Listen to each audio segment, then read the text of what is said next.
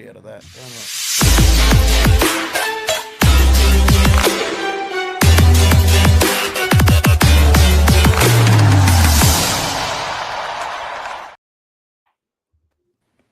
How are we, fellas? Welcome back to Worldwide Reds. The transfer window is narrowing really quick, and Elliot's come to us this week. He wants to talk about our transfers and can we put a team together, what our team's going to look like in the next few weeks if we don't buy. Elliot's really nervous about this because we have been discussing it all day. First thing this morning, it was probably 6 o'clock this morning, Yoni, Elliot, myself, we were going at it in a chat, and there were some very interesting comments. So we've been working on this pod all day. So what we have got for everyone, first of all, how are we, Elliot? How are we, Yoni? And how are we, Tom? Welcome back into the pod. Oh, all good. Thanks for having us. And yeah, another eventful day. Pre-season match for Manchester United. I think, okay, just a pre-season match. But here we are. No shortage of talking points after it, as the season definitely is creeping up on us. Yeah, I agree. And I'm quite happy with the teams we're playing against as well. So, with pretty much everything being in Europe and then playing top opposition just to get that fitness to see, they obviously need to get that fitness as well. So it's quite good. Look, I enjoyed the game last night, this morning, actually. What was it, 1 a.m. kickoff? I actually enjoyed the game. Look, we started slow again this morning. I don't know if it's just me or what it is. I don't enjoy seeing Mason Mount in that number 6 position. I just think he gets caught out a lot, and that's exactly where that goal came from. Everyone the week before was just saying how good he was. For me, Andre Santos is an absolute breath of fresh air in that midfield. He's playing so well in there, and he's looking after Mason Mount in there, let me tell you. Even though Mason Mount gets the ball away, but Andre Santos, he can switch the ball within seconds. He knows where all the players are around. He just moves the ball so well. And his first thoughts are always forward. Tielemans came on, looked absolutely awesome. He looked really well. 21 out of 21 completed passes. Him and Bruno worked well together. We will put this list of players on later on in the show. Well, not too far. But it will be very interesting to see how our midfield lines up. Have we got a championship winning back line, especially because we've got all the injuries at the moment? And have we got a decent forward line? And I think we really do. So it'll be interesting to get all your boys' views. And, who we got next in the friendlies? I think we've got Leeds midweek.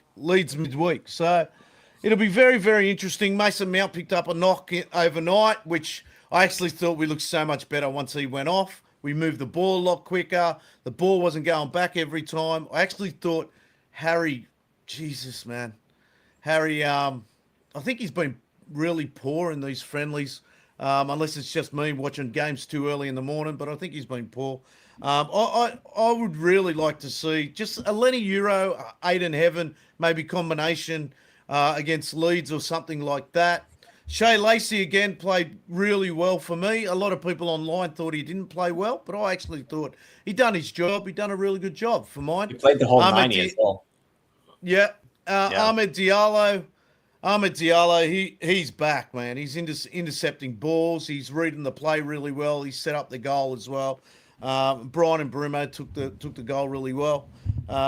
It was a young PSG side, but, I thought we played really well.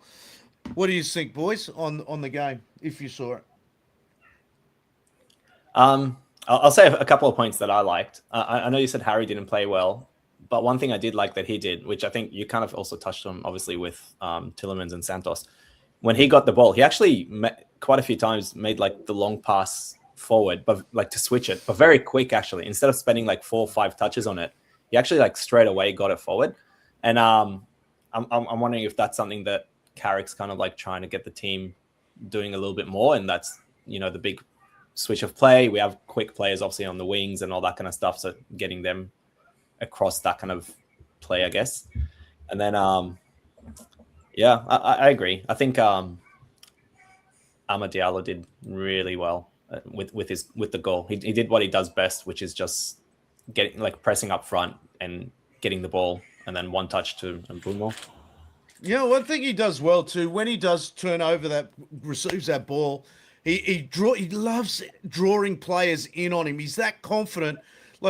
He drew the left back in, or the left centre half in, and then just when the right centre half stepped inside, he made that pass. He just seems to read those two players every single time, and he plays the pass nicely in front. Whereas I think it was Jack or Tyler Fletcher had the opportunity to put Mbeumo in, and he hit the defensive player in the second half, and a lot of obviously those two boys need a lot more experience. Tom? Yeah, I think it's interesting in regards to how we evaluate pre-season. Do we want something as fans? Do the players need something in fitness? Does Michael Carrick need to see something? I think there's three different sort of avenues you can look at it. I think we want something, Michael Carrick wants something, the players need a certain thing as well. So I think we're all sort of pulling in different directions. I think weighing everything up, it's been a good pre-season. Now we can get into the transfer discussion, which obviously alters that. But in regards to what I've seen on the pitch, in regards to a constant progression, obviously Wrexham was Wrexham, that's the first hit out. Then you've seen a sort of a consistent progression from there. I think there's been good opposition. There's been, not that it means anything, but like it or not, there's been results against good opposition in Atletico Madrid and PSG. We'll sort of be screaming for those results throughout the season, sort of thing. So I don't think that's something you can turn your nose up at. And I think there's been not that it's been prime Pep Guardiola or prime Sir Alex Ferguson. There's been it's looked the same. The performances have looked, okay, that's what Michael Carrick's trying to do. And a lot of that has stemmed, in my opinion, from what you've mentioned in Amad Diallo. And that's not me clamouring for him to be the starting right winger.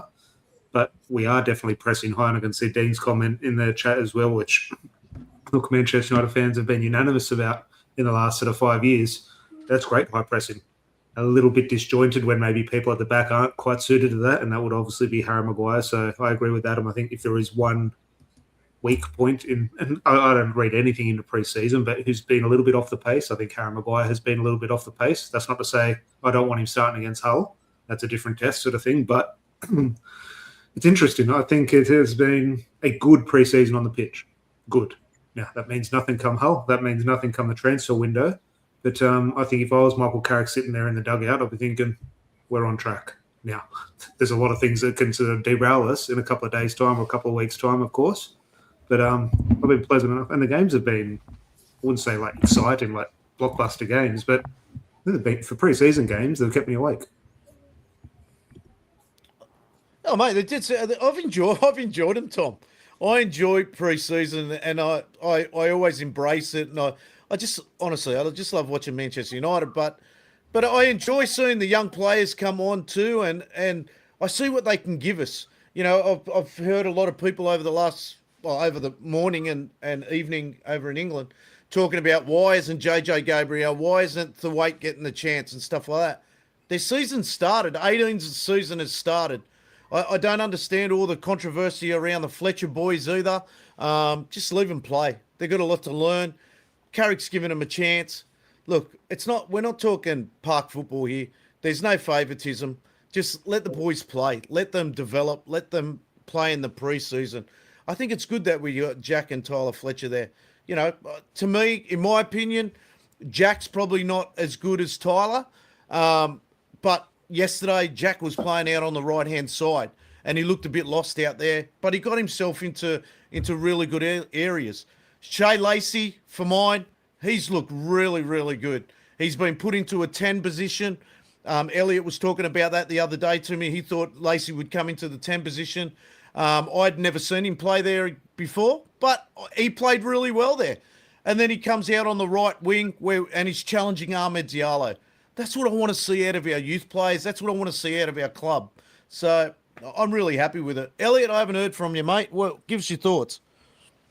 I do think, yeah, you've seen a lot of that high press, you know, that Tom and Dino were mentioning before. I think a lot of our goals in pre-season have come from that high press, which I think is quite that's quite a positive sign. You get concerned, I guess, around that high press, around the gaps that leaves in midfield. And I do think that Santos is quite a mobile midfielder. So that sort of gives me a bit of confidence there. But, you definitely want, I guess, some quicker defensive players. But I do think we're sort of lacking some depth there. And I don't really think that we'll get any depth in the window at centre back. Probably the other thing to point out, Tielemans looked quite lively, like a great link-up play with Fernandes from what I saw. Seems to be he'll play in that Kobe role as a bit of an alternative there, from how that was set up. So I guess I'd be interested to know sort of, is that is Tielemans going to come in as a replacement for Kobe? Is it cover? Is Kobe still going to be in that first choice 11? Probably for the start of the season. You'd hope so, considering he went to the World Cup but played fuck all. So yeah, I think positive signs. I guess getting a bit edgier and edgier close to the season. You can see some of the players that Carrick are wanting ready for the season have started to play full 90. I think Maguire played a full 90 minutes. Lacey played a full 90 minutes. I do see that Lacey will probably be used as a bit of a cover for Bruno, during the season. So there are some positive signs. There are some signs from my perspective that, I'm wanting to see a bit more from, I guess, the hierarchy at the club to give us a bit more confidence in the squad that we've got running into certainly a busier fixture list than what we've sort of had for some time as a club. So yeah, look, interested to see how that looks over the next few weeks. Look, one of our discussions is. Let me just put. Hey, hi Mark too.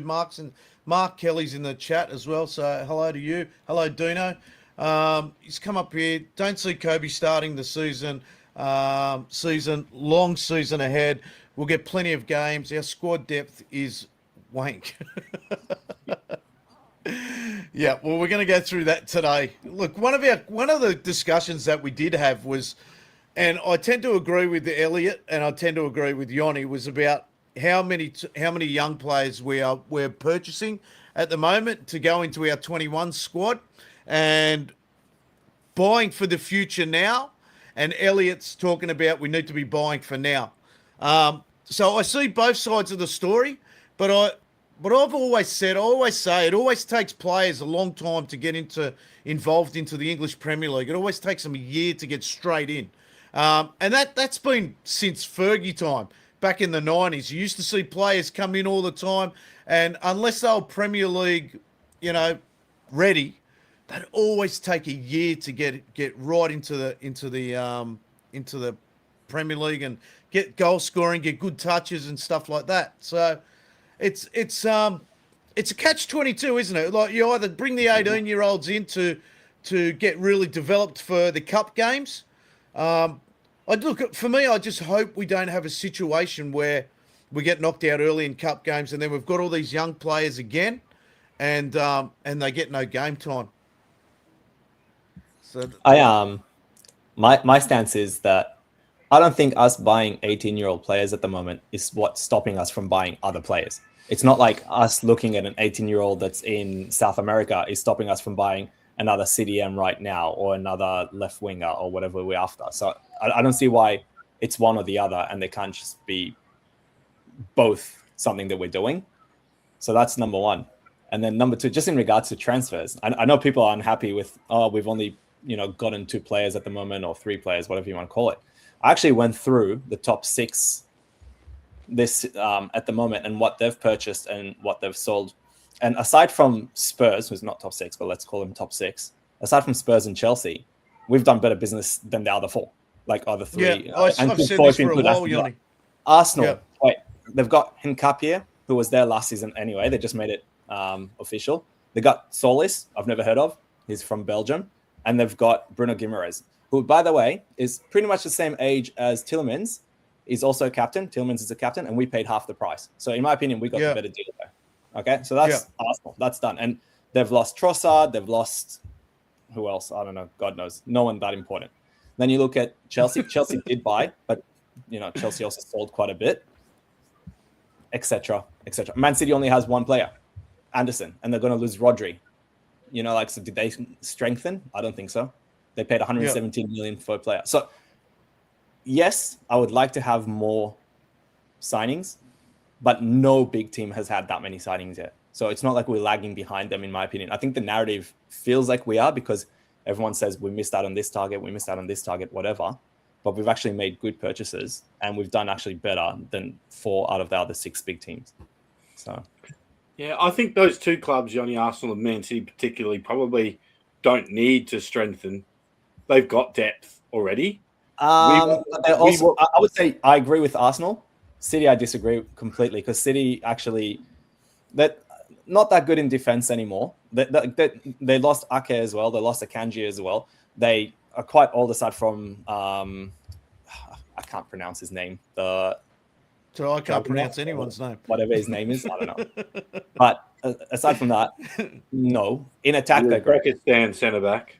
Yeah, that's the one. I can't think of his name. I don't really care either. But in attack, they're great. Midfield, they're about to lose Rodri as well. So I can't say that they're good. And obviously, they lost Pep. So in my opinion, they've regressed significantly.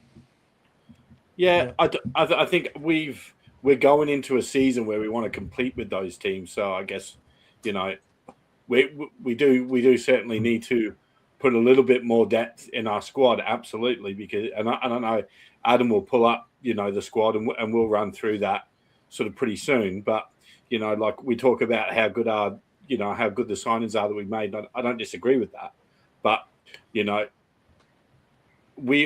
do we have to play as a mobile ball winning midfielder if Santos gets injured? No one. So who do we have as a goal scoring number 9, like for like, if Sesko is injured? No one. I agree. We definitely need that. I've said that we need a striker. Alternatives who can play. But I don't expect to get them let all Elliot in the finish, first half Johnny. of the transfer window. Yeah, we've got alternatives. Yeah. We've got alternatives that will play that role. Yeah, but they're not going to give us the best outcomes than the players that get injured. So I think we and the same issue you could probably say at left back as well. Dorgu has shown that he is a winger rather than a left back, and he's a very good winger. Luke Shaw has an injury. Has an injury record. If he gets injured, we've got young Harry Amass that we're putting a bit of weight on his shoulders, to play that position. But then, on the flip side of that, the club have also put him up for sale. So there's just there's a lot of actions that sort of are a bit confusing at the moment, and I guess there's not a clear direction in some ways from my perspective and what I've been seeing.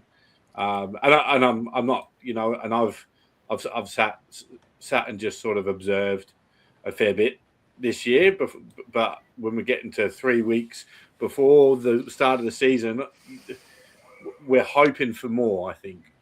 I'm not sure if we're hoping for a bit more. I'd like more, but I think that it's like expecting too much to think that everything would have been done by now. That's one thing. But I will say, I agree with you on left back. But in attack, let's not forget the entire preseason we played Mbeumo in attack because we have Ahmad who can go on the right. So it's not like we need Sesko at the moment, which we haven't even played in preseason with him. So that's one thing already to consider. So it's not just Sesko or nothing. We do have other things. And then there's another player that we haven't spoken about that we still don't know what's happening with him, which is Rashford. And potentially they're thinking if Rashford is staying, which we'll find out probably this week once he starts training as well. If he's staying, that's another player who can play in attack. It's another player who can play on the right. It's another player who can play on the left.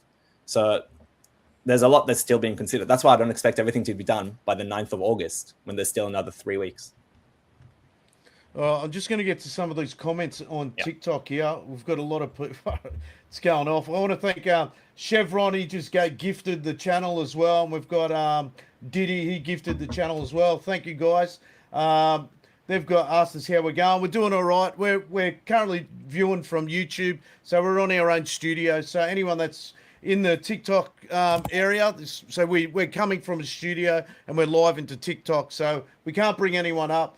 But there's a few people in here asking questions. We need to sign a top midfielder. Yeah, we'll get to all that. After signing, we should have bought Welbeck. Yeah, maybe. But Dino's in here. He's come here. What's he got? He surely want players in as soon as possible so they have full preseason with us. Yeah, totally agree with that. All right, let's get into this. What do we call it, Elliot? Into this team that we're gonna bring up. Infograph. Yeah. So this is Manchester United squad depth, the 2026-2027 season. So we're going to go through each area of this squad, and then we're going to come up with: have we got a good bench? Have we got enough depth to, challenge for the title? And we're just going to go through it. So I think from the start we brought in Carl Darlow and Dermot Mee. Tom Heaton just got injured the other day, yesterday or this morning. The old man's walked off with a hamstring injury. Basically didn't do much, but yeah, walked off. But Sene Lammens is probably going to take that position, and he's going to be our first keeper. So I just saw. Did he travel with the team? Did he travel with Sene? the team? No. He didn't. Okay. No. And I just saw Vertek just completed his signing, so he's gone to Middlesbrough for £14 million. So. Which is a great signing for him. Congratulations to him. He wants full-time, keeping, and he's going to get it. So well done to him. So, boys, here we're going to start with our right back. We've got Diogo Dalot, Nasser Massawawi, and we've got Jaden what is it? Oh, I haven't got me. Camison. Jaden Camison, who played for us a couple of games ago, who had a very good game. He set up 2 goals. So he's one of our under-18s players. Great depth in that position. Are we going to start with Diogo Dalot and or Nasser Massawawi, or is Lenny Euros been playing that position? How do you see that right back position? I think Lenny Euro's only been playing right back to get minutes in his legs. I don't think I see him playing there during the season. I do think for us to be successful, and one player is Mazraoui, who'll give us depth across the back line and even into midfield as an option. I think to call something out in terms of if Santos, who plays that holding Casemiro role, if he does get injured and we don't bring anyone in, Mazraoui does give us that cover there. He's like the Moroccan John O'Shea. I think from Diogo Dalot is probably the preferred player there from Carrick's point of view. But I do think Mazraoui will play a lot of football this year, and we'll probably see him play in Europe a fair bit. Tom, what are your thoughts on the right back spot? Look, I think right back kind of epitomises the whole squad, because we will go through periods this season where Diogo Dalot is playing and we'll be screaming, it's got to be Mazraoui. It's got to be Mazraoui. Mazraoui will be playing, and we're going to be screaming, he's had his chance. We need fresh legs there with Diogo Dalot. That'll change all through midfield. There'll be times where, let's say it's Yuri Tillemans is on fire, Kobbie Mainoo's on the bench. We'll be screaming for Kobbie Mainoo to be on the field. Bruno Fernandes will go 3 or 4 games without scoring or assisting. We'll be saying it's Shea Lacey's turn. You've got to give him a chance. Bruno Fernandes has his head turned. And I think that'll happen amongst the fan base when we sort of go through this season. That's only natural. But I think right back is the perfect sort of epitome of that, because, if someone says Mazraoui, they're right. If Michael Carrick goes Diogo Dalot, and you look at the traits he offers over Mazraoui, you think, you can't argue with Diogo Dalot. So if someone had a £80 million right back on the cards that they think can come in and improve right back, okay, that's fantastic. That's not going to be the case. So you are going to have to fight it out between those two. And look, that doesn't scream Champions League winning fullback. But it's a professional fullback at Manchester United. I'm not going to lose any sleep over the right back situation. Now, when one of them makes a mistake, we'll think, no, get the other one in there. We've got to improve. But I think right back, if both fit, I think solid enough. I think most Premier League clubs, or especially the clubs that are trying to achieve something, they're two internationals who go sort of deep into World Cups. I think most clubs would like to have that sort of depth at right back. Maybe they got a bit of a higher ceiling with one of them, but in regards to an overall level of depth at right back, I think we are pretty solid. Is there another club that has two better right backs in the league? No. So that's not me screaming, oh, this is fantastic at right back, but for me, I'm comfortable. I like both of them, especially both. And look, you want sort of a master at one, but both can play left back. I don't want to see him at left back, but both can and both will. Yanni? I was just going to say, I think position? Adam will disagree that we have two good right backs. Adam hates Dalot with a passion, I think. I don't think it's a case of almost rating the player, like you prefer different players. I'm not rating him. It's what we've got. It's what we've got. You know what I mean? But it's just I'm on your side, Tom, where I actually quite like the two of them as our two right back, and they actually provide different things. Dalot does try to attack more. He can't take a shot, like he's horrendous at that, but he does attack more and connect the play up front compared to Maz, who's really good at the defensive aspect of it. So. For me, my view on almost it's Diogo Dalot, and look, he definitely does split opinion. My view of it is we've seen what Diogo Dalot has given us, and yes, it's not Premier League titles, but we are where we are, in around 3rd, 4th, 5th, 6th, a cup here or there. He's not someone that's going to drag a team down to a 12th place finish. Now, I know we did finish there the other year. That wasn't down at Diogo Dalot, though. But I think I don't need to go out and spend 70 million on a new right back. I think there are, which we all obviously agree, there are far more pressing issues in the team than right back. So, yes, long term, if someone has the ideal right back out there, I'll be willing to listen and go break the bank for them. This season, with a couple of weeks to go to the season, I'm content with what we have at right back. Yeah, fair. Yep. Fair enough. My issue with Diogo Dalot, it simply comes with defending. I just think he never learns his lesson. He just never learns his lesson, and that's he's one of the worst jockeys of a player I've ever seen in my life. He's terrible at it. So for me, I would like to see Nasser Mazraoui there, Dalot. But in saying that, yesterday Nasser Mazraoui got forward. He put a nice cross in. Maybe he's trying to challenge Diogo for that spot. You know, I can't see him changing that, but. Mazza yesterday, he definitely got forward and he did a couple of good things out of that right back. And like Yanni said, I believe he's a better defender than Diogo. Dino made the point there. He just needs to wear his Moroccan jersey. Maybe if he just wears it underneath, he might be okay. We'll move into the right centre back position. You got Matheus de Ligt, Lenny Yoro, and Harry Maguire. For me, Harry hasn't had the best pre-season, but he is touching the ball less. My problem with Harry is he slows the play down a lot. And Matheus de Ligt, I think he's still going to be out till, let's hope not till December. But so we're not left with too many options there. We've got Lenny Yoro. He's still trying to learn his way around the pitch. At times last year, he probably cost us a few goals. So this 1, 2, and 3 there is really a tough one to who's our best player. I think Matheus de Ligt, but with his injuries and everything like that, he's not going to be ready for Hull. Harry Maguire is probably going to start against Hull. So as the season goes forward, how do we look there? Yeah, I think again you could even see Mazraoui as an option there if shit hits the fan, and we're not happy with individual performances. So, Harry's probably he'll start their first game of the season with Heaven on his left. I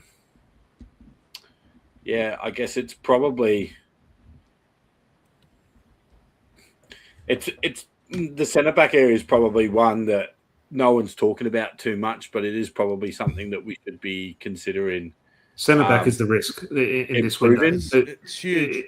It's the risk. Yeah. On paper, Matthias de Ligt, Lissandro Martinez, fantastic. Lenny Yoro on his day in the future with Aidan Heaven, fantastic. Harry Maguire, balls coming into the box, fantastic. Luke Shaw needs to deputise. Okay, we're great there. Some of them could miss 6 months of the season. Wouldn't shock you if Matthias de Ligt doesn't kick a ball. Lissandro Martinez could very well do an ACL. Luke Shaw could be injured at times. He just went a year without being injured, so unfortunately he's due. Lenny Yoro is sort of picking up knocks here or there. So there is a chance we have, on paper, 6 very good centre-backs who we can rely upon and have a successful season. All 6 of them might not be available for large chunks this season.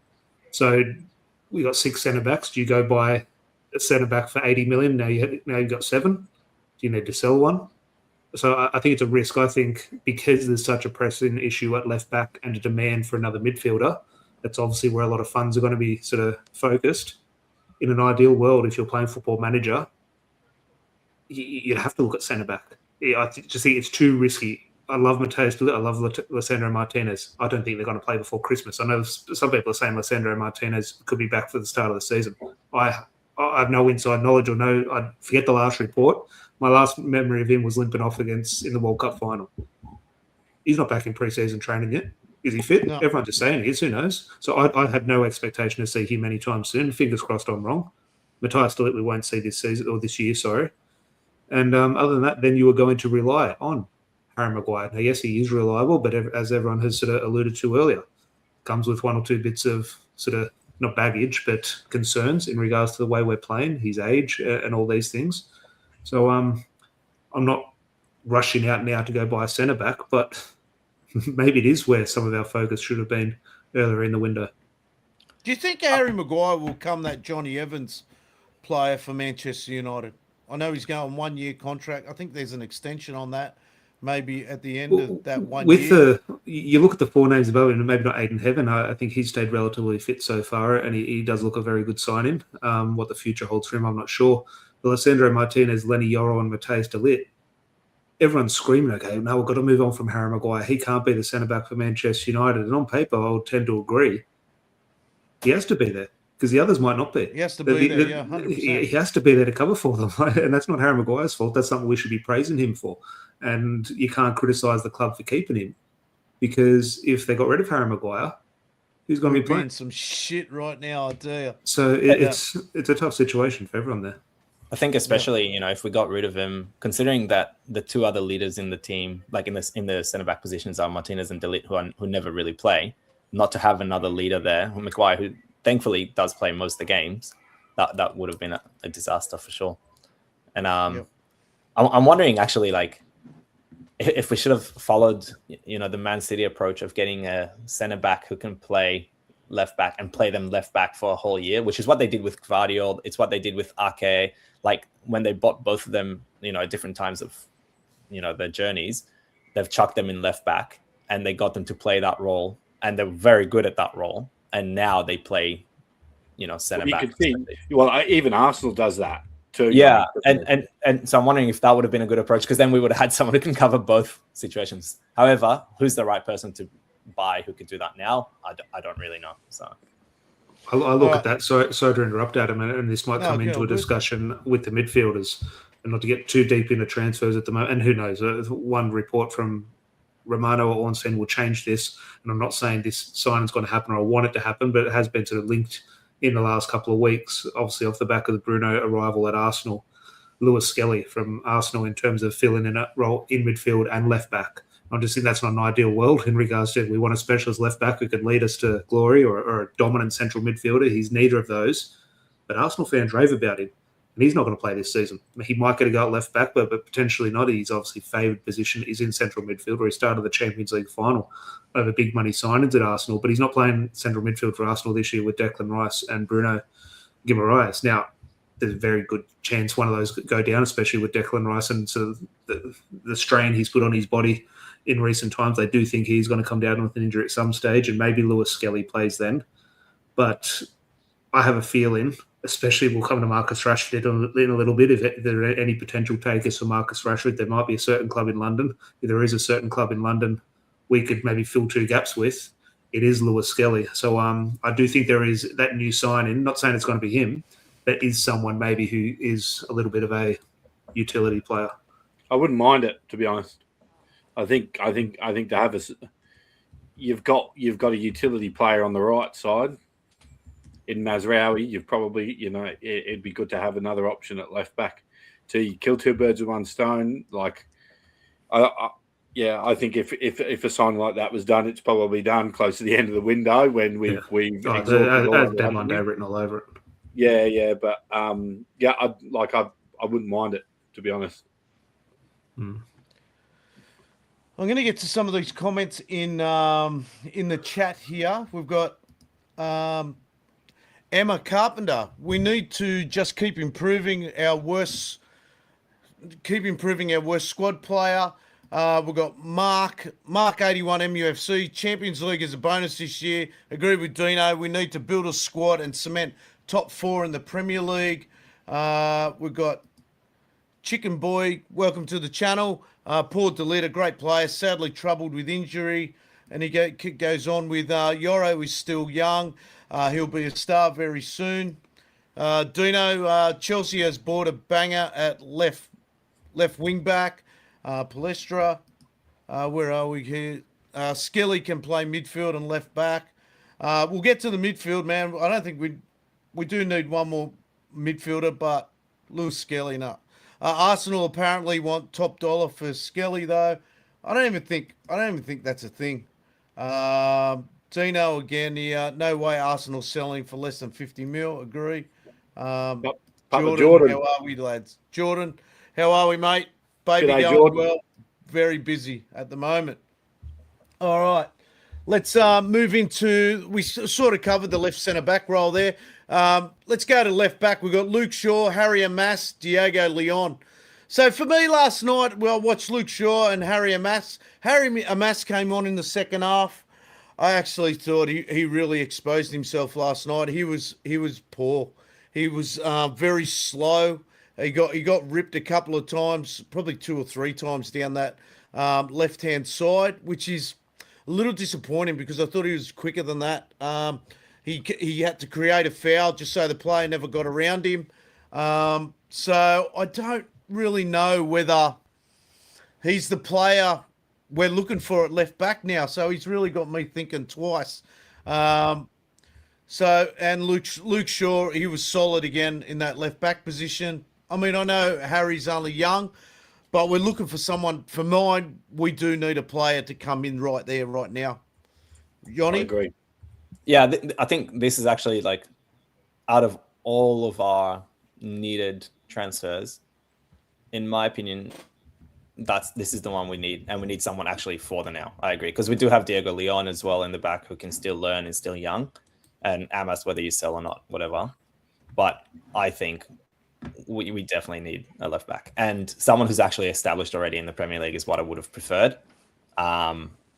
It also does open up the situation where if we have an issue at centre back, Luke Shaw can go and deputise there for a bit, and we have a good proper left back who could have played while Shaw does that.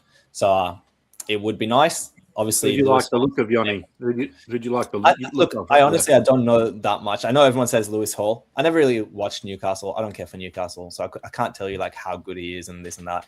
Same thing with like, I think actually Anthony Robinson I have seen more of compared to Lewis Hall. And He's I one like at this stage. At this stage, if Lewis Hall is off the table, which I do, Newcastle is selling players left, right, and centre. There's no way they're letting go of Lewis Hall this window. If Robinson does become available, if I was to rank left backs last season in the Premier League, as much Premier League as I watch or don't watch, he's the best left back in the league for me from what I saw. Yeah, I quite liked him when I've seen him, and I also think whenever we've played against him, he's performed quite well as well, which to me means he is a good player. So yes, that's probably what we'll go with, but I don't know that much about left backs in the league. Like, to be honest, we're looking at Adrian Trafford at Bournemouth. They had a really good season last year. Give a bit of attacking option. It seems to be one that we're having a bit of a look at. Yeah, Newcastle have come out and said they're not selling Hall. So yeah, I think that that squashed that one. And to be honest, I think 70 mil or 60 mil for a left back. I think we can spend money better elsewhere and still get a decent player in there. Have we actually played Diego Leon in pre-season at all? No, he hasn't even been part of the squad. So what's going on there? Is he injured, or are we pushing for a line move? Like, because I remember he was quite I think a good. we're pushing for a loan move with him. I have read that a fair few Okay. times, actually. The handful Yeah. of times I've seen him play in the reserves, No. I don't see it. Yeah. Okay. I think obviously great attributes. He obviously can have a career in the game. Patrick Dorgu finding his spot at left wing, not left back. I very much see that with Diego Leon. I wouldn't be putting him anywhere near a danger. And that's not to say he can't develop into a great player, but How much are we from what buying I've for? seen, I thought, sorry? How much are I we think it was buying only for? $1 million. I think it was $1 million. Yeah, wasn't well, it? wouldn't have been much, no. Yeah, I think it was $1 million from memory. Yeah, so that's probably one of the center parts of our squad that we really need to. What have we got? 3 weeks. 3 weeks.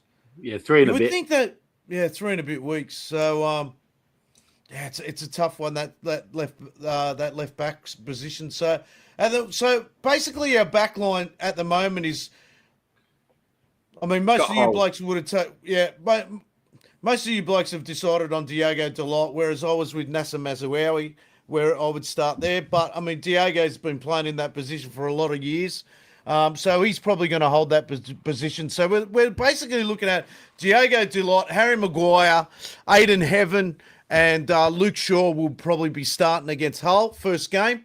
So we need to bring in a left back, which seems to be the consensus around most of our fans as well. So let's jump into that midfield, into that holding midfield where at the moment Mason Mount seems to be the boy that's playing in that position. I sort of get a bit sick of hearing man. Sorry, Isn't Santos playing that holding midfielder role? Mason Mount's been playing it. Yeah. So Santos has It's been to playing. be fair, it's been a bit of a switch It's up. kind of a but- two. Yeah, it's kind of a two. Yeah. Like McFred but- was. Yeah. like Fred. Yeah. So it's been a bit like that. They switch it in and out, but in general, to switch out the play, it's coming from Andre Santos in that central midfield position. But for me, I'm getting a little sick of hearing managers come out and say, and I'm not saying Carrick's actually said this, but you always hear, oh, Mason Mount trains so hard, and he's so good at training and everything like that and blah, blah, blah. I get sick of hearing it. But if you actually watch his game, he gets forward so... And I had this discussion with Jordan today, and I didn't watch much of Mason Mount at Chelsea. He was more of an attacking player, apparently. So in my mind, as a player, the first thing I'm always thinking about is attacking. The last thing in my mind is defending. If I'm playing that 10 role, I'm not worrying about defending. I'm worried about attacking every time. And he's been playing that role as a 10 for so long, and I'm not blaming him because he wants to get forward all the time. So all of a sudden he's getting caught out when teams are turned around and everything like that. So for mine, I don't want him anywhere near that 6 role. I want to see either Tyler Fletcher there, Jimmy Thwaite, who's an absolute gun young player, scored a fantastic goal yesterday in the under-18s. It was a fantastic game. And Andre Santos. At the moment, for me, Andre Santos has been just a breath of fresh air for Manchester United. Absolute bargain buy. He controls the game. He knows where players are around him. He switches the ball out quick without hesitation. He's sort of got that Bruno Fernandes about him where he just knows where that player is. And he'll switch out to the other side where he's checking his shoulder all the time. He's just classed. Any wonder Chelsea fans got the shits with Chelsea getting rid of him. He's been so good for us in this preseason, regardless whether we're playing against younger players or top players. He's been so consistent for me, boys. You look at that shape of the midfield, and okay, is Mason Mount the deep line playmaker? Is Andre Santos the deep line playmaker? Take Mason Mount out of that, and okay, he looks like a number 10 who's playing a little bit deeper. That's not ideal. Kobbie Mainoo's that player. Kobbie Mainoo's going to play there. Yeah. Now, if Kobbie Mainoo gets injured, okay, then we can have the discussion. Should that be Mason Mount? Should it be someone else? Of course, and that is why you probably do need to go and hopefully get that third midfielder who maybe is a little bit more solid than Mason Mount in that area. But if you look at that mixture of Santos, Mainu, and Tillemans, all can do this role, all can do that role. I think that is a really nice blend. Now, you do need that reinforcement because when Manchester United, one of them is going to get injured at some stage or one's going to be in bad form and you're going to have to replace them. So what Michael Carrick is trying to do football-wise with Mason Mount at the moment, but let's replace him with a Tillemans or replace him with a Mainu, I think it's quite good. I like what Michael Carrick's trying to do there or the way we're playing through there. Now, yeah, we can improve it. I think Mason Mount isn't the long-term future over Youri Tillemans or a Kobbie Mainu in terms of the way we want to play. But I like the makeup there. I think if you could go get I don't want to say defensive Mason Mount because I don't think that's a thing you can sort of describe as an attacking midfielder, but someone to be Mason Mount, but is a little bit more combative in midfield in regards to that defensive aspect. I think that sort of solidifies that four of Mainu, Tillemans, Santos, and someone else. Now, obviously, you put Manuel Ugarte in there in 6-7 months' time. Obviously, that is a debate we had on what we've seen in a Manchester United shirt. I would say no. But in terms of he's going to come back, he's under contract. We're not selling him, so he's going to be a Manchester United player come the end of the season. So I agree with the concerns around Mason Mount and obviously the huge concern, which we haven't discussed. He probably won't be fit for the start of the season. We might see him 3 or 4 times before Christmas. So that's just the reality of Mason Mount, unfortunately. So football-wise, I like how our midfield is shaping up. Now you can add Bruno Fernandes, you can add Shea Lacey, you can add Matthias Cunha in the number 10 role, all those things. So I like the shape of it. Need that reinforcement. Just that one extra body we can rely on if we need to. There's one thing that I guess no one spoke about that we could do, and I'm not saying it's the right answer or not, but in a situation where, yes, let's say Mount and Tillemans are injured or we want to do whatever and we want to have reinforcements there, Bruno played half his season last season in that role as well. And we do have the backup as a 10 in regards to having Shea Lacey, Xerxes, Cunha, and Mbeumo Ahmad can all play that role. So I'm just saying that's a possibility. I'm not saying we should do that, but that's also something we could consider. What I would like to do is I definitely think we need a CDM at some point. And I'd be a big fan of like Sander Berg, for example, like someone who's not coming from like a huge team. He has an like EPL experience, and he's also not going to expect to play every game because at the end of the day, I want Santos and Mainu or Santos Tillemans, Mainu. I want those two of those three to play most games where we're controlling, and we need someone like a Sander Berg to be there when it's maybe playing a bigger team. So that's what I would have liked to have seen. Elliot? Yeah, I just think from a holding midfield perspective, if Santos gets injured, I don't think that you've got a like-for-like replacement that gives you that stability and is that mobile midfielder that we've seen from Santos and been quite sort of, I guess, surprised by. I didn't watch him too much at Chelsea, but he's very mobile. He wins the ball, which is great. I don't see that mobility from Tillemans, from Mainu, if they were to both play together in there. So, certainly a defensive midfielder gives us an improved midfield from how we were last year, I think. And that gives me a little bit more confidence going into a season with like a heavier number of fixtures. Because we brought in 2 proven EPL midfielders already, does that give us maybe a little bit more flexibility and we go abroad for that one and get a squad player? Because we were like the Edison possibility of signing him confused me a bit because Santos and Tillemans was pretty much done and he would have been done as well. So we would have probably had 3 midfielders. So why have we not gone for a third one after that Edison deal sort of collapsed? Confuses me a bit. I'm not sure if I've read that situation right or not. But yeah, I think, from cover for Bruno in midfield. I think, that's not a problem. I think we've got options there. And I think it's just the makeup of the players behind him, and how that works still needs to be thought out.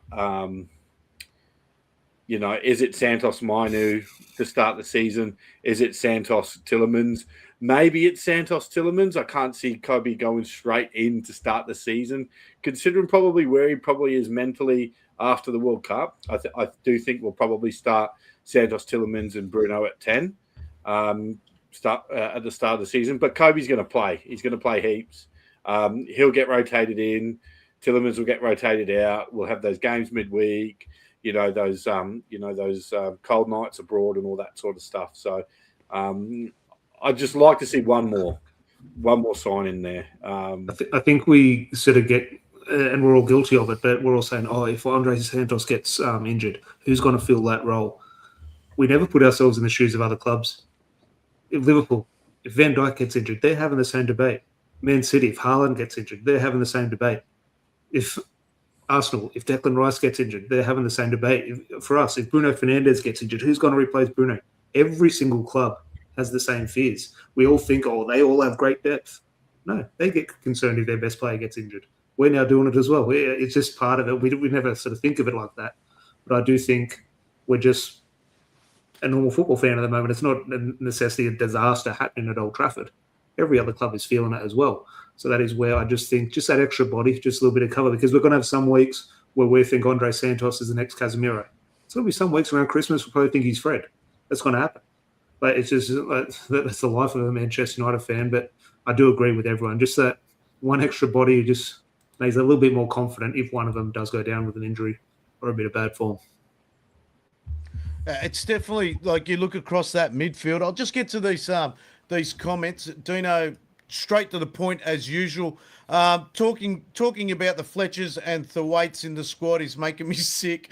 EPL and Champions League team. Those guys are for Carabao Cup. Yeah, definitely. But, I mean, we're looking at our options, and I totally agree. I don't want to see them anywhere. The Fletchers, for mine, they impress me, but not impress me that much. The Thwaites, he's still got to learn his way through the 18s and 21s for mine, but great, fantastic player. Mark, where's Mark? He's put in here. He's given us a name change. So name change from Ned 81K to Mark 81 MUFC. So then we know it's Mark again. Jordan's agrees with Dino. Dino again. That'll be a first. Who else have we got here? They're just throwing banter in the chat here, these two. Where are we? There was one here. Here. Jordan, go and get this one here. Go and get Stella from Stuttgart, maybe. I don't know too much about him. If you come on the show one day, Jordan, maybe you could tell us, I'm glad your life hasn't changed since you've had a child, being that you told us that it would never change. We are looking at Andre Stiller, though. We are still looking at him. Does anyone agree with me? Anyone feel free to answer this. I share the frustration of this window. Of course, I want more. I want the season to start, and I want Manchester United to start winning games. I sense the frustration. I get it. I share it. I'm quite happy with the way they're going about it. Now, yes, it's not resulting in exactly what I want, but the approach, I like it. I would have fucking hated it if we went and spent 90 million on Matthias Fernandes. I would have hated it. That says everything. We're not learning from our mistakes. Now, yes, it's not resulting in exactly what we want, but we wanted a more measured, a more sensible approach. Now, yes, there are big noise and big accounts, and everyone knows my feelings on a certain fan and his influence amongst the fan base, but I do look at it and think we are doing the right thing. Now, we're in a hole. The reason it's a bit frustrating is because we have been grossly mismanaged for 20 years, and especially in the last 10 years. We're still paying for Anthony's transfer fee. I think there's still 10 or 15 million due on that. So we are still paying for our big mistakes. The last thing we can now do is go and spend 100 million on a player because we need to, because it shows ambition. No, the right thing is to do, hey, he's 80 million. I don't think he's worth 80 million. That could put us in a hole in 2 or 3 years' time. Let's leave him. Let's see if we can scout someone. Let's see if someone else, give them a chance. Now, yes, I do sense the frustration. I do want bodies. I do need that shiny new toy. I'm a football fan. But and this is not me defending Ineos or the Glazers, far from it. I am quite pleased with the approach. I do need a few more results from it, but I like the way we're going about it compared to what Tottenham are doing and just throw this, fingers crossed we make the Champions League. If they don't, they're in a hole. I think Manchester United are preparing for hopefully a good season.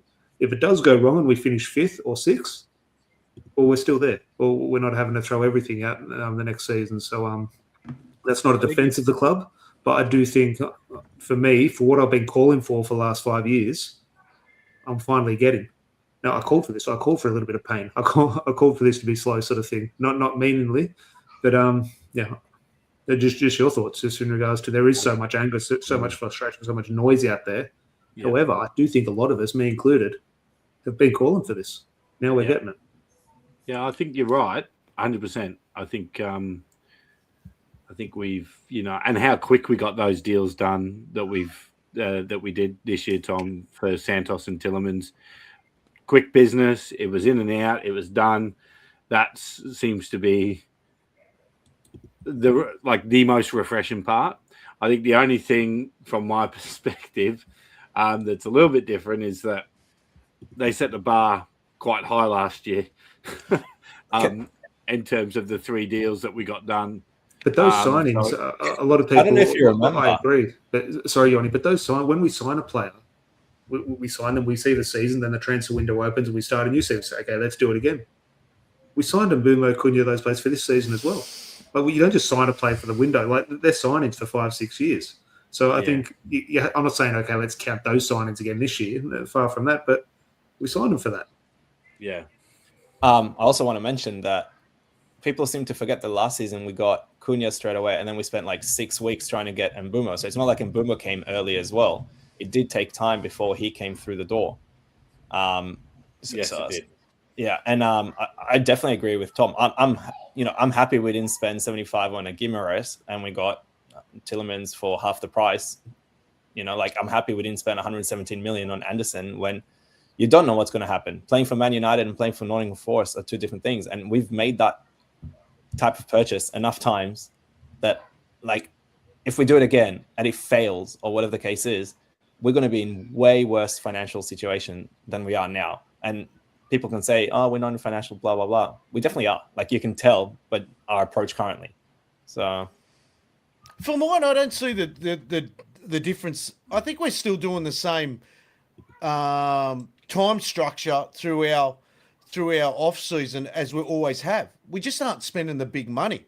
I've maintained this for a while, but people keep saying to me, no, we bought this quicker. No, mate, I'm not one to get involved in the transfer market. I spoke to Elliot about this, but I do take note of times.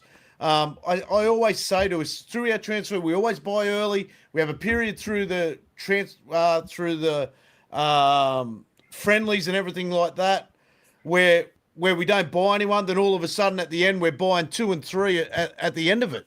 I'm not saying we're going to go buy 7 players, but I still think we're going to buy 2 more players before the end of the season. For me, Adam, look, I agree. It's not so much for me the timescale, and you're right in regards to there is a bit of a trend with transfers and negotiations. Now, with this window, what I would say, we didn't know about negotiations with Santos or Tielemans. We opened Twitter 6 hours later that signed. I like everything's it, the way it's going behind closed doors. But my feeling of the approach is 2 seasons ago, Elliot Anderson for 116 million to City. Jeez, we can't let that happen. 130 million Forest. Here you go. Yeah. I think that would have been our approach, where we go, okay, we really like Anderson. We're not going that much, though. Let's look somewhere else. So that's the change in approach I'm enjoying. Yeah. I've got a couple of I've got Pluck off in here. Welcome, mate. He goes, this newest setup we have is going to hold us in good stead. Woodwood FC has gone, and thank Pluck. And for him to say that, who's an older fan, is good to hear. We've got a lot of comments in the chat here. Let me just go through a couple of them here. We've got Chicken Boy. Tielemans was a shock signing, but he's got experience, and it's basically another Bruno. Great player. Dino, my issue is our net spend, Tom. When we finish 3rd, this is the time to build a massive squad. I don't want the 100 million player, but because we are doing the cheap, we should be getting more bodies. Spurs are only spending because they haven't spent like this ever before. New chairman, new spending. We've got Mark in here. I agree, Tom. Don't panic and see how we go first before we start blowing the budget and overspending. Where we got a few more in here. Let me go down here. Here we do know Santos. We went for last season, so not that much of a surprise. Yori, massive surprise, but according to all reports, that was Johnny Evans' deal. So what's Wilcock and alike? All right, let's move on. So we've done central midfield there. So what do we do then? Holding midfielder. We've done central midfield. Attacking midfielder. This is going to be an interesting one where we've got Bruno Fernandes, Yori Tillemans, Joshua Zirkzee, and Shea Lacey. The reason we throw Shea Lacey into that is because he's played the last 2 games there, even though Bruno and Tillemans has been away. Joshua Zirkzee, there's chat of him maybe playing that role. If he doesn't go, it looks like he may not be going now. He could play that role maybe in the cup games or something like that, or Yori Tillemans. Bruno Fernandes is going to hold his position. But then it becomes, when you look across the central midfield and attacking midfield, we've got a lot of players there that are going to be fighting for positions, which I love. And it's really good that Yori Tillemans has actually come into the side and is backing himself against Bruno Fernandes, backing himself against Kobe Mainu. And those 3 players, it's going to be an exciting season to watch how all that pans out with those 2 positions. And Kobe Mainu with the Andre Santos. You know what I mean? And even Tillemans basically in that area, even though Tillemans played a lot more of an attacking role last season. So it's very interesting, those 3 positions in the midfield. And yet we're still looking for another. So it's very interesting across all those 3 positions. I think from attacking midfield forward, so if you put the next 4 boxes there, attacking midfield and all the striking positions, this is where the discussion may be okay. I think all of us would agree. Maybe another centre forward if Joshua Zirkzee leaves, someone in to sort of play behind or back up to Benjamin Sesko. But I think these 4 areas or these 4 boxes are a little bit more of a healthy discussion. I think we're a little bit more content. Okay, we're okay with Mbeumo there. We're good with Sesko there. We're good with Cunha there. We're good with Bruno Fernandes there. Where in the other areas of the pitch, oh God, I'm not sure about Dalot Mazraoui. Who do you want? We'll see what form's doing. Where these positions here, I think it's not going to go win a Champions League, but I think we're content with whatever 3 gets put out there or whatever 4 gets put out there. I think that's pretty solid. Yeah, I think you're right, Tom. I think I do think in this forward position though, there's probably one outgoing I'd like to see, and that is Zirkzee. Like I think I just don't think he just fits our style of play at all. He's a very slow striker, and we just got too many more better options at 10 for him to fit in. But I think if he does go, it's probably only going to be like a loan deal with maybe an option to buy. So we'll probably see him starting Carabao Cup games up front or something like that. I mean, left back's probably the number 1 position to strengthen. Number 2, the CDM role. Number 3, in my opinion, is a like-for-like replacement for Sesko. It's not a priority signing, but it's one that I think we should be considering in the next window or 2.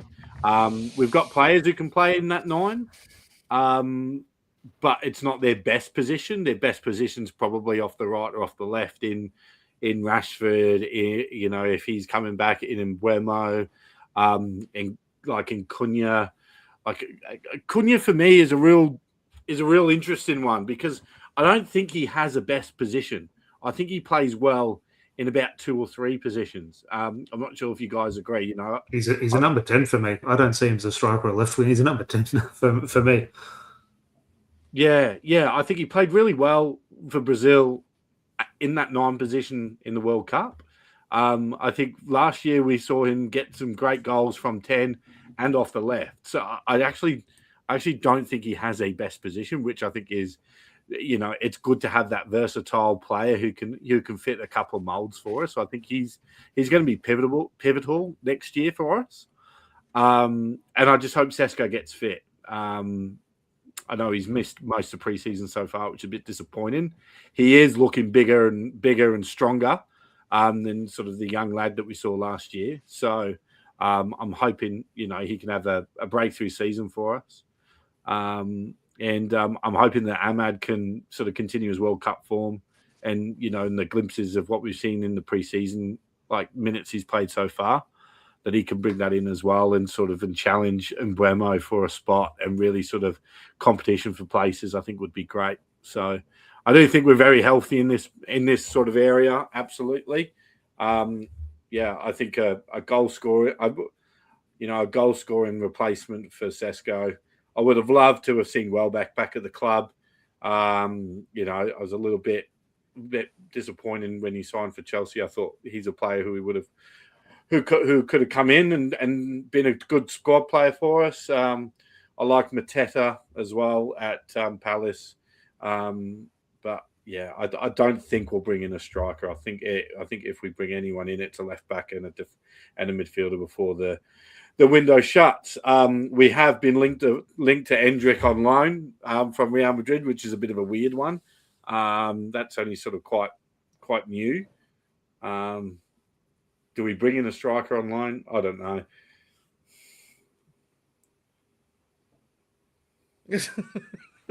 Do we bring in a striker? I don't know. Online, like that's a weird. Online. It's an interesting one because when you look at our left wing positions, like you boys have just spoken about, you've got your Mateus Cunha, you've got your Marcus Rashford. If he does stay, I think there's still a bit more to that. We're forgetting Brian Mbeumo has played a lot of our striker last season. Sesko, he may not even make the first game with that calf injury. So, across our front line, I think we had a big discussion or a little discussion before the pod started. If you look at that right wing position, we're very fortunate. We've got Amad Diallo, Brian Mbeumo, and Shea Lacey. Shea Lacey lights up that right hand side, and so does Amad Diallo. Look, Amad Diallo's pressing over last night's game or this morning's game was back to 2 seasons ago. You know what I mean? And I think he did that on the regular. And Amad Diallo does work well with Diego Dalot. So it's a situation again where our front three, or so say our right wing and our centre forward, and Mbeumo's going to be pushing Benjamin Sesko again. And then I'm thinking in Carrick's head, he wants to try and get Cunha in that 9 position with Rashford maybe in that 9 position if Rashford stays. So again, I think we're fortunate enough with our front three. I think we're looking okay there. Thoughts on that? Do you actually think we need to bring in a lone player? I don't think so. I think with Xerxes leaves, there's a hole. Yeah, I agree with that. And but I did mention to you guys before, this is actually like the second highest scoring team we've had since Fergie left. So we've only one time scored more than we did last season. So that's one thing. But the reason I would like to bring someone on loan is if we could bring someone who's a bit older, well-established, has a good career that can really help Sesko grow as a player. That's why I would do it. Because I want Sesko to be our number 9 and I want him to be there for the next 10 years. But we still do need someone there if he gets injured or something like that, or someone he can learn from as well. So this is where your Cavani signing a couple of years ago comes in. Oh my God. I say it every pod, I think. Cavani, I wish he could have just stayed for 10 years somehow, because you just knew that, Greenwood and Martial were learning from, and Rashford were learning from him while he was there. And you could see it with so many times, he would teach them, put the ball here for me, or do this, make that run. You saw it all the time. And, but yeah, that kind of signing. Do you think there's potential that Carrick could bring in, say, Ruud van Nistelrooy or even a Wayne Rooney to maybe push Sesko forward? Not at the moment. I don't think, because at the moment, like, they've got their little. They just did like a little shuffle up of some coaches, didn't they? Like, so I don't know. They brought Vidic in, didn't they? There was talk of that, Vidic. There was talk of that, but I mean, we haven't seen it yet. Dino wants Chris Wood in again. I'm going to start finding him. Natasha's back in the chat with her comments. The thing is, there is more money, so no more signings. What? Again, Yeah, nice Natasha one. not making sense. Apologies, Natasha. Chicken Boy here. Cavani was my absolute favourite player. Dino, I think we need to talk about the new women's coach in looks or or what's she going to do for the team? Tell me why Chris Wood isn't a good fit, is what Dino said. Look, I'm going to be on Dino's side here. I actually don't think it's a bad idea. It's we brought in Weghorst before, and he was never as good as Chris Wood was in this kind of role. Yeah, I've got Pluck off here. He's saying we should go and get Ivan Toney Yeah, Ivan Toney.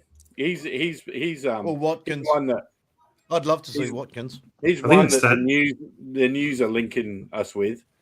It's that level. It's that striker who everyone think, I can see him scoring 10 goals in the Premier League. For me, it's Mateta. But yeah, it's Ivan Toney, if it's Ollie Watkins, if it's that type of player, like Chris Wood, like that's the player. It's not someone to come in and take Shesko's role. But Shesko's going to go a period this season, 10 games without scoring. He just will. Fingers crossed that's not the case. But he's the one for me. But again, what's Palace going to? Is he going to be 20 million or 70 million? Who knows? And that'll dictate my opinion as well. So I have no idea what his price tag would be. My guess is, And he'd want to come in and play. He's a good age as well. Like, he's a good age and all that kind of stuff. Like, that's what I think Elliot. To be fair, I think if we did get him, he would play. Yeah, I think if Mateta Definitely came he in, would. he'd Yeah. want to play as much as possible. Yeah. I don't think he'd take that. well, there's the games now. There's games which we all talk Yeah. about, but it's the reality of it. It's going to be Like, if a we have- game every 4 or 5 days. 55, 60 games, and he gets to play 35 games. Like, they both play 35 each, 40, whatever. Play it in is, the Champions League. They'd be more than happy. I think this was the problem when we had Holland, when he came in as a bench centre forward, and then all of a sudden he started playing 30, 40 games a season, and Who's that? And it just Hoyland. Rasmus Højlund. Yeah. Yeah. What did I say? Holland. Holland. Rasmus- I thought you meant Sorry. like Haller at first, and I was like, he played for West Ham. Rasmus Højlund. Yeah. The same situation. Whereas I'd love Mateta to come in from Crystal Palace, start him, and then Sesko can learn off that. But then you've got so many players there that are fighting for positions, which is fantastic in my eyes. Anyways, boys. Hoyland had it. He had a bit of a difficult spot because there was no one who could play the false nine like we do now. Like, if when Hoyland wasn't doing well, like, you just couldn't sub him off. Well, now at least you can put Mbeumo, you can put Cunha in that role to sub Sesko off. So Yeah. Anyway, boys, it's a very good discussion. I think we've come to the conclusion that we still need to sign a left back. A left back, yeah. Number Maybe one. a centre half, left back number one, centre half, yes, and we definitely need that midfielder. I think everything through. I think the right back's covered. I think, it's going to be an interesting few weeks coming. I think Elliot, we're going to have a lot more discussions over this. We're going to be probably coming into the end of the transfer window. We're going to be doing these shows quite regularly.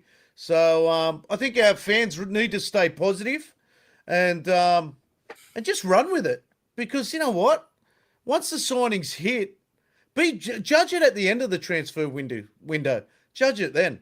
At this stage, just try and be patient, not try and be the Manchester United bipolar fan, whereas Elliot's probably a little bit there at the moment. Yeah, I think I just want a little bit more, like, right now. I think, like, I know that they'll come, but I think when we're playing pre-season games, we want to build a bit of momentum in those games and start sort of, creating those relationships and partnerships between players on the field before the season starts, not when the season starts or after the season is 2 or 3 games in. But, we're never going to be that club that has everything done before the EPL season starts. So, I mean, barely any club at the moment is. That's what I was saying before. Like, there's 2 clubs who have made plenty of signings and the rest haven't. Yeah. So. Yeah, look, and I mean, when I see Ipswich Town have spent more than United, that's what I'm like, oh, you should... I feel like on that, how much did they spend last year? As I said, Matthias Cunha, Brian Mbeumo, Shesko, they're still players for this season. So I know what you mean. But that's where, and you're not wrong, and that is the feeling. But that's where I do think transfer discussion can get a little bit miscued in regards to, I don't think Ipswich, I'm sure they're outspending a lot of clubs. Does that mean they're going to be champions? No, it means they're probably going to find themselves in a hole when they get relegated. Yeah, no. I mean, and speaking of other clubs, though, it's good to keep an eye out on incomings and outgoings at other clubs so that you can get your fantasy football team in order, ready for the season. So we've got I'll put this up, Elliot. You can run people through it. The Fantasy Premier League. Not sure if you saw that Jorginho for Brighton in his preseason game this morning, but my God, what a player he looks. Might be a bargain to put in your EPL fantasy team. So, jump in for a bit of fun. Got another thing to discuss about on the pod every week. So Elliot has put a fantasy Worldwide Reds Fantasy Premier League team together, competition together. So I've got Dino. What do we win? Sometimes it's just bragging rights, mate. We might come up with something. We'll see. We've got a QR code there, and we've got the joining code there. So feel free to join the Fantasy Premier League for Worldwide Reds. I'm doing it for the first time, so it will be interesting. Yeah, for the first time I'm doing it. So it will help me with my knowledge of other teams. George Best rookie card, Adam Shout. Yeah, I've got to get myself one first, Yoni. Oh, and by the way, I'm trying to cheat Vinted. I've just set up another store on Vinted to get me free postage. That's right. Advertise it for everyone. Yeah. All right, boys. Thank you. Great discussion. Great topic, Elliot. Thank you, as always, Tom, the doctor. Oh, by the way, tomorrow, if you're a member of the Manchester United Supporters Club of New South Wales, we've got our AGM tomorrow night at Scruffy Murphy's. Get down there. We'll have a chat, talk everything United. And, get down there and say hello to Tom. Tom will be there. I'll be there. So, come down and say hello. So we'll be all over it. And thank you, everyone in the chat for YouTube and TikTok. We've been suspended 4 times on TikTok again. I don't know why, but anyway, it's so irritating. I apologise to everyone that's in the chat. It went frozen for some stupid-ass reason. Maybe the swearing. But we got a lot of gifts in the channel, and we did get a lot more followers. We've just cracked 7K followers on TikTok. I think we're coming up to 7,050 now. We've picked up another 50 overnight. So we are going very well over there on TikTok. So we do regular lives and stuff like that. Elliot's joined the crew over there. So did Yoni, which was good. So we'll go live again, and we'll get a bit more regular as it gets closer to the season, and do a bit more transfer in the next 3 weeks. Elliot loves it. So thank you, everyone. Talk to you later. See you later. Check yous. Cheers, lads. Cheers.